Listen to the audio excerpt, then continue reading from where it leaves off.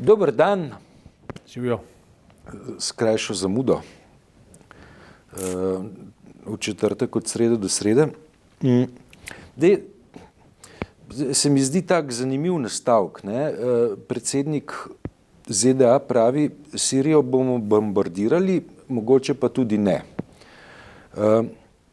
Te razprave o kar pomembnih stvareh so postale približno tako lahkotne, kot če bi se odločali, a bi imeli zelen ali rumenči gumi v trafiki. Pa rečemo, mogoče bi zelenega, mogoče pa tudi ne. Kaj se je zgodilo s tem človeštvom, če sem tako malo patetičen, da o tako pomembnih stvareh, kot so življenja 10 tisočev, da ne rečem 100 tisočev, odločamo, kot da bi se odločali o barvi nogavic. Veš, kaj je zanimivo, da se zdaj že pogovarjamo, midva se, drugi se, nastavek je tak, o mednarodni politiki, pa o ameriški politiki, približno tako kot o slovenski notranji politiki. Se pravi, so že kar podobne manire. Se pravi, rdeča nit dogajanja na ravni pobude, tam, kjer se kaj dogaja, pa tam, kjer stvar vzbuja pozornost javnosti, je pravzaprav politika kapricioznost. In to, kar Trump počne, ima pač večjo obtežitev, zaradi tega, ker če on kihne, se borze stresejo. Zdaj, če pri nas nekdo kihne, če pri nas Janša kihne, se borze ne stresejo, samo zagreni. Tam se pa borze stresejo, zdaj pred to sirsko nevarnostjo oziroma vojne, govori se o potencialni novi svetovni vojni, je prišlo do padca dolarja. Vse recept je kar ta prav, ampak dobro, jaz za eno dobro veliko vojno zakuhati. Smo v labilni shemi, ves čas. Ker ne pozabiti, da je natanko enake besede Trump uporabljal že par mesecev nazaj za časa Kim Jong-una, se pravi, ko je poskušal Little Rocket Man. Zdaj bi se pa srečal z njim. Zdaj bi se z njim srečal in vsa ta retorika se je polegla, govorimo na relaciji ZDA, pač Severna Koreja. To isto retoriko je pa obnovil v relaciji, se pravi v razmerju do Putina, ki sta bila pa takrat prijatelja. Ne smemo pozabiti, da mu je ob izvolitvi čestital. Kljub temu, da so mu strogo odsvetovali, tega ne stori. Tako je, Trump je Putinu čestital. Zdaj ga pa označuje za tako rekoč sovražnika Amerike. In tako, ta kapricioznost je neverjetna. Situacija je pregreta in Amerika, Združene države, ki so pač vedno slovele po strategiji in preudarnosti, saj resni politiki po moje zardevajo. Mi se danes o raketnih projektilih pogovarjava, pa o tem, bodo izstreljeni ali ne.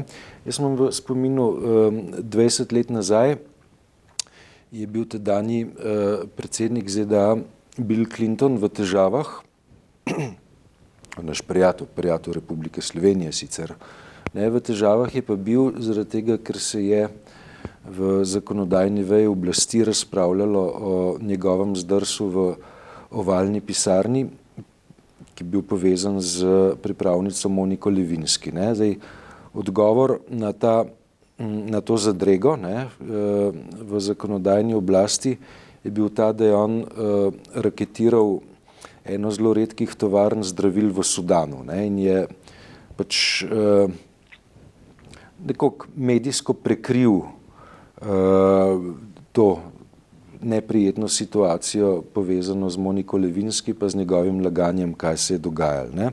Zdaj, naš zet, slovenski zet ima neko simetrično težavo v tem trenutku, pač neko.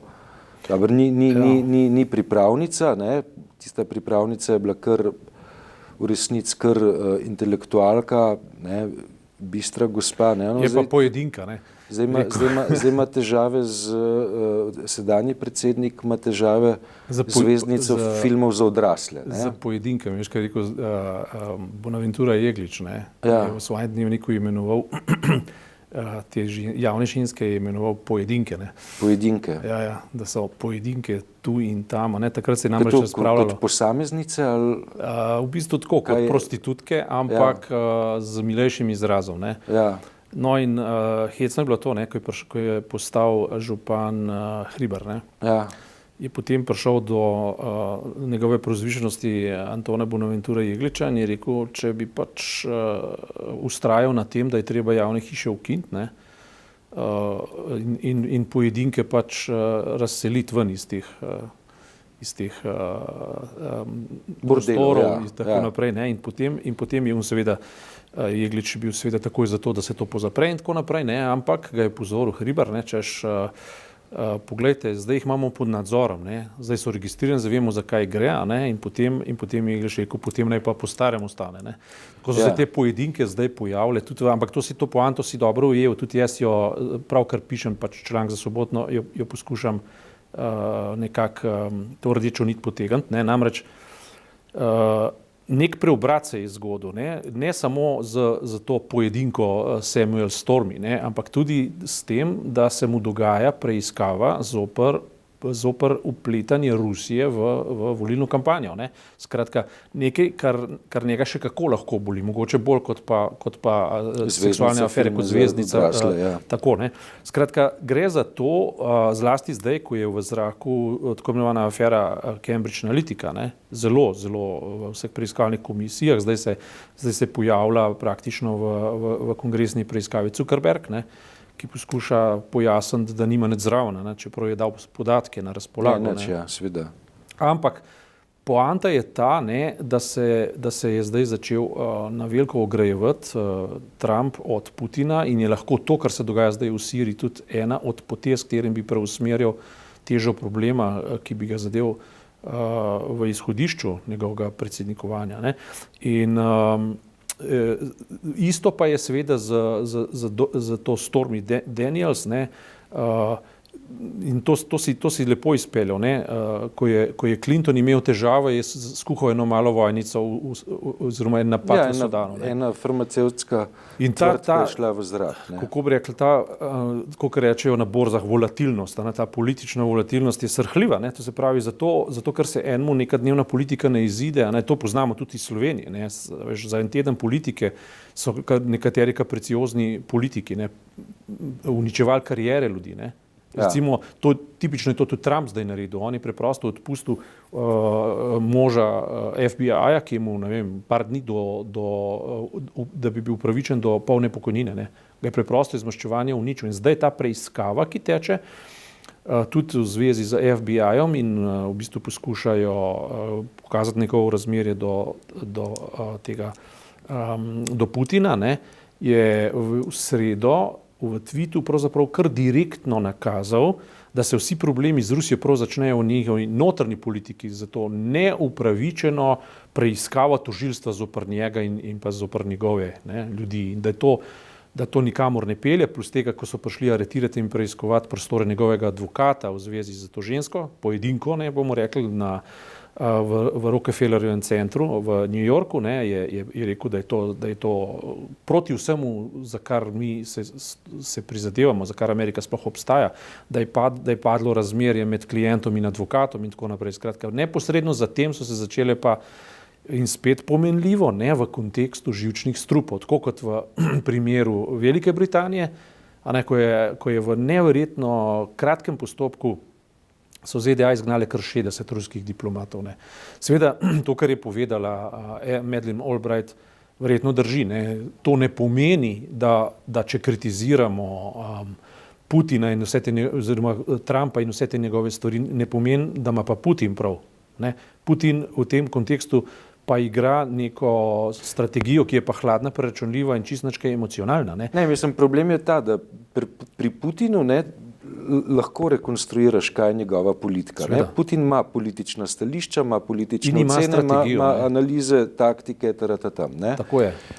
Težava je, k tole vesoljno središče zahodnega sveta tega nima. Ne? A veš, demonizira Putina, ne, kot je rekel Henry Kissinger, nima pa političnega stališča do Albrightov je danes, oziroma zdaj v zadnjih urah izjavila, ne, da tudi če ima Trump prav, ne, oziroma prav ima pač v tem, da je končno dojel, da Putin ni njegov prijatelj, ne, ampak to še zdaleč ne pomeni, da pa imajo ZDA svojo strategijo do Sirije, namreč nimajo je, ne, sploh nikakršne. In tudi pojavljajo se zdaj teze, da bo na koncu koncev Trump zaukazal umik vseh sil in vseh interesov ven iz Bližnjega vzhoda, ne. Pa še nekaj se dogaja, to je pa zelo pomembno, ne. Tu se zdaj spet križa interes tihe nevidne vojne med Izraelom in med Iranom. Ne? Da. To je, se pravi, Amerika je prišla spet zelo na glas v neko zelo tiho agendo. Ne? In to, da so predvčerajšnjem, kdaj že, ne, izraelski lovci napadali pa streljali tam v objekte, ki naj bi imeli strateški karakter, ne, to ni nobeno naključje, in tudi Saudska Arabija se v to hoče vključiti. Ne. Skratka, to je širša agenda, ki izgleda, da jo še najmanj premišljuje Trump sam, ne. Čeprav on zbiral neko koalicijo, sem prebral, pa to ni več niti tako glasna zgodba, namreč da je celo Theresa May rekla, da moramo majčkam počakati pa videti, da bomo poznali več dejstev, ne? In potem so se seveda angleški, britanski mediji vprašali, ali je Theresa May naenkrat začela razmišljati v manirah Jeremyja Corbyna, ker Corbyn je to vedno poudarjal, ne? Že za časa 2004, ko je Tony Blair se vključil v koalicijo proti Iraku in Saddamu Husseinu in Antraksu, ne? Takrat je Blair v resnici imel vsa dejstva na mizi, sam lagal se je. Ne? Tako je, ampak Jeremy Corbyn ni jih pa pokazal. Jeremy Corbyn je rekel, pokažite nam dejstva. Ne? In celo zdaj Theresa May v tem primeru, ko je kazal, da smo 5:12, da se treba na hitro odločiti, to sem bral v Guardianu, je rekla, dajmo malo dejstva pogledati, dajmo malo počakati. Ne? No, to je pol zginilo, tega se pravi, te agende ni več. Ne? In zdaj se pa že v bistvu uhlajuje sam Trump, ne, in sam Trump je zdaj rekel, da namreč kje je CNN začel ga primerjati s samim sabo, ne.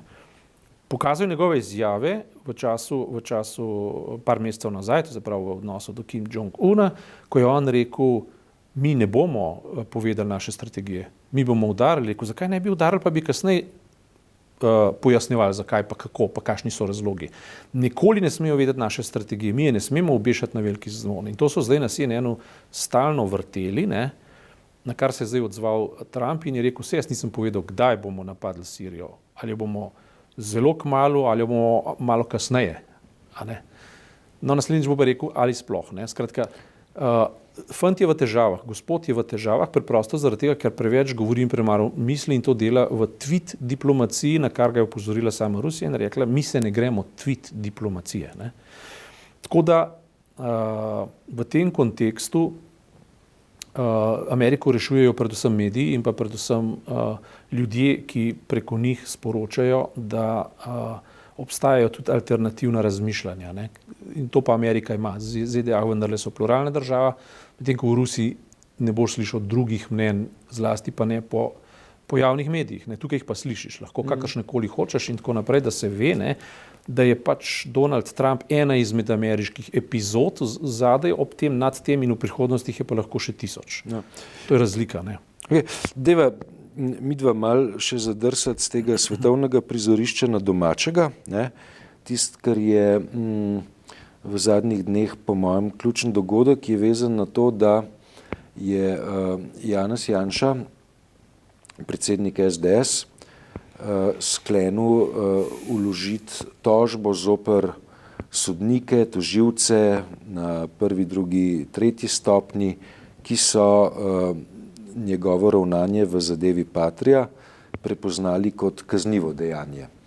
Tako cena, ne, bi rekel, ne, ni ravno malenkostna, ne, malo manj kot milijon evrov, ne. To je solidna štipendija ali pa 3. pokojninski steber, ne. Češ, da mu je bila s tem povzročena huda škoda, kot dokaz, ne, da so bila pa ravnanja sodne veje oblasti popolnoma napačna in naklepno škodljiva, pa navaja pač rezultat, ki se je zgodil potem na Ustavnem sodišču, ne, ko je Ustavno sodišče ga vendarle izpustilo iz zapora z navodili, ne, da se zadeva vrne v ponovno sojenje, za kar je pa časa zmanjkalo. Zanimiv se mi zdi precedens v odnosu med ljudmi, ki pripadajo različnim vejam oblasti. Ne? Na eni strani ljudi iz sodne veje oblasti, na drugi strani poslanec državnega zbora, ki pa je bil sprocesiran zaradi ravnanj v času, ko je bil predsednik vlade. To gre za področje povsem onkraj normalne politične kulture, o tem ni dvoma. Ne? Kulture? Seveda, ne, ker prvo, kar je, se v normalnih parlamentarnih sistemih z ločenimi vejami oblasti ve, da nek proces ali pa neka tožba ne more biti vložena, če ni utemeljenega razloga. Se pravi, če je utemeljen razlog, potem veš, da je nekaj na stvari, zdaj treba samo stvar formalno sprocesirati tako, da lahko pride prepričljivo do obsodilnih ali pa zavrnilnih sodb. Ne. In v tem primeru, ne vem, če kdo v Sloveniji dvomi v vsebinsko podlago tega procesa. Ne. Se pravi, ta proces je utemeljen v realnih dogodkih in v realnih potezah. Se pravi, če bi bil jaz osebno na mestu teh ljudi, ki bi zdaj radi iztržili 1 milijon evrov, ne, potem bi sklonil glavo, bi me bilo sram in bi poskušal, da se čim prej vse skupaj pozabi in bi bil srečen, da sem jo tako poceni odnesel. Ne. To je to. To se pravi, bom rekel, arogantni napad na osebno, na posamezne tožilce, na posamezne sodnike in pa na koncu koncev na vas pravosodni sistem kot ostalino starega režima, to je pa nekaj popolnoma nesprejemljivega. To je nekaj popolnoma zavrženega. Ne. In dobro je, pri Trumpu srečaš pač to, da četrto vejo oblasti nabija, ne pa prav, mediji so lažnivci, so to ona. Težko boš pa srečal pri njem eno kritiko sodišča ali pa pravosodnega sistema. Ja, se še ni bil zares na sodniji, mislim. Ja, ampak on bi verjetno o tem že govoril, če bi, ker na vse zadnje, kaj on zdaj dela? Ne? On, ki je zdaj v preiskavi, pa ga republikanski preiskovalci preiskujejo to zadevo s Putinom, ne? On nikoli sistema ne kritizira, ampak odstavlja posameznike. Ne? To on zdaj počne. Ne? Tukaj v tej kombinaciji imaš pa napad na konkretne sodnike, na konkretne, se pravi, na konkretne tožilce in na sistem. To je stalnica. Ne? In to je treba zdaj seveda gledati v kontekstu predvolilnega pregrevanja ozračja in pa sprožanja jeze pri ljudeh na starih osnovah. Na nek način me to spominja na orbanizacijo politike. Ne? Jaz sem rekel urbanizacijo. Urbanizacijo. Viktor Orban. Sem hotel reči, da moral reči ruralizacijo politike. Ja, ruralizacijo in urbanizacijo politike. Ne? To spominja in to že to samo po sebi je meni popolnoma nesprejemljivo. Ne? In tudi tista epizoda, ne? Da je zdaj tista gospa, ne? Ki je posodila navodno denar SDS-u iz Republike Srpske, ne, da toži zdaj Mira Cerarja, češ, da jo je užalil s tem, ker je rekel, da je bilo to nezakonito. Ne. No, mislim, Cerar je rekel še nekaj, ne, špekuliral je s kakšnimi krogi, ne, ali je v stiku z krogi dvomljivega slovesa, bova rekla. Ne. A imamo svobodo govora ali nimamo? Ne? To je ključno vprašanje. Dobre, lahko dvomiš, a smeš dvomiti? Lahko se reče, da veš, da gre za trditev z elementi žaljive obdolžitve, vendar ne. Ja. Pač sej se z dejavnostjo teh podjetij vendarle ukvarjajo tudi uradi za preprečevanje pranja denarja v več srednjeevropskih državah. Sej, in to je vroč kosta. Recimo ta epizoda, zdaj so jo sami prinesli pač ven, verjetno bo v predvolilni kampanji tudi nekako zažarela, ni nedolžna, ne, in utegne biti za te ljudi kontraproduktivna. Ne, namreč še enkrat gre za čuden krog, ne, stranka, ki se utemeljuje na branjenju Slovenije pred srbsko-srbskimi vplivi in jugoslovanskimi vplivi za časov osamosvajanja, gre tja po posojilo, ne, pri čemer seveda obstajajo še teorije in sumi, da gre za pranje denarja, ne, oziroma to so bile debate. Ne. Potem potem ne vem, če je to dobra poteza to stvar pogrevati na tik pred volitvami, zaradi tega, ker utegne biti kontraproduktivno, ampak pregrevanje jeze in sovraštva je nevarna stvar. Ne? Orban, bomo videli, kakšna bo njegova prihodnost, ampak tako kot je zdaj madžarsko zastavil, ne bi bil v koži Madžarov, absolutno ne bi bil v koži Madžarov zdaj. Ne? In Slovenija, dobro, mi ravno tako nismo v dobri koži, cel svet pravzaprav ni v dobri koži, ampak problem, to so pa že večkrat debatirali, pravzaprav je bolj v tem, da pravih alternativ nimamo. Ne? To je bolj problem zdaj, ne? Da so še vedno to tako je, ne? Ampak če imaš ti zdaj neko v Sloveniji taka, ali pa na Madžarskem neka taka politika ne bi bila mogoča, če ne bi bili konteksti temu naklonjeni. Ne? Mislim, tudi zanimivo, ne? Serija paradoksov, medtem ko se nacionalisti zmagujejo, eden drugega internacionalno podpirajo. Kje je tle logika? Nacionalist internacionalno podpira drugega nacionalista. Ne? Zato je kontradikcija v sami sebi. Ne? Ti je rekel nacionalistična internacionala. Ja, očitno ne, zaradi tega, ker Marine Le Pen je bila vsa blažena, ko je Orban zmagal. Ne? Romana Tomc je zdaj napisala, sem danes prebral hvalnico, ne, Orbanu in demokraciji na to temo pri nas, ne, in tako naprej. Mislim, jaz tega ne razumem, res ne. Se pravi, nacionalisti slavijo zmago, če se izolira. Nigel Farage je tokrat presenetil in je posvaril Veliko Britanijo, naj ne gre s Trumpom, kateremu je seveda še par mesecev nazaj obljubil večno zvestobo, naj ne gre z njim v sirsko vojno. Zanimivo, ne? Ampak med sabo se podpirajo na internacionalni osnovi. To so same kontradikcije, ki so pa v območju iracionalnega. Iracionalno pa lahko prevlada samo v območju iracionalnih emocij, čustev. Ne? To se pravi, dvigovanje jeze, srda, napetosti, sovražnosti in tako naprej je vedno dober podi za populistične politike, ki potem pridejo do svoje moči in oblasti in to je njihov cilj, nič drugega.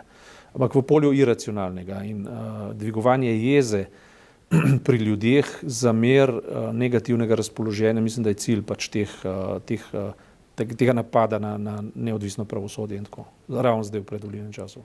Kolega Markeš, hvala lepa za tvoj razmislek. In za tvojega. Ne?